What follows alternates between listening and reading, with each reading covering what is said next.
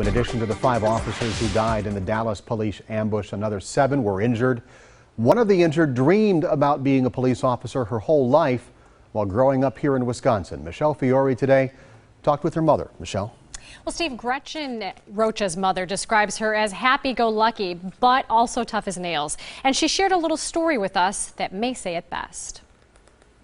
This is the Fox Lake farm where Gretchen Rocha grew up, with plenty of cats and a much-loved quarter horse named Teddy.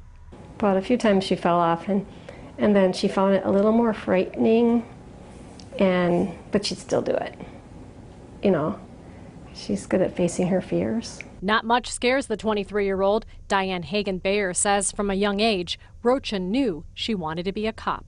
And I didn't like the idea, to tell you the truth. So I just put it back in my mind and thought she'd grow out of it. She didn't. And last year, Rocha graduated from Madison College with a degree in criminal justice. The school issued this statement today. "We are also sorry to hear about the tragedy in Dallas. Our thoughts and prayers go out to our former student, Gretchen Rocha, and her family." Flying shrapnel injured Rocha, but perhaps the worst thing she endured yesterday was when a fellow officer died in her arms. So it's got to have been a totally horrendous thing for her to be part of at such a young age, only 23.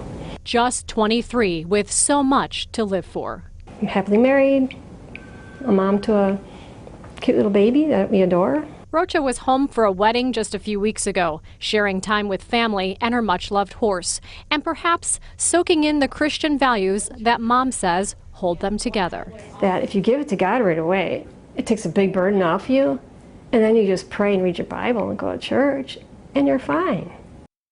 The young officer was released from the hospital early today. By afternoon, her mom tells us she was ready to go back to work because, Steve, she truly loves her job. So glad to hear she is going to be okay. Michelle Fiore, thank you.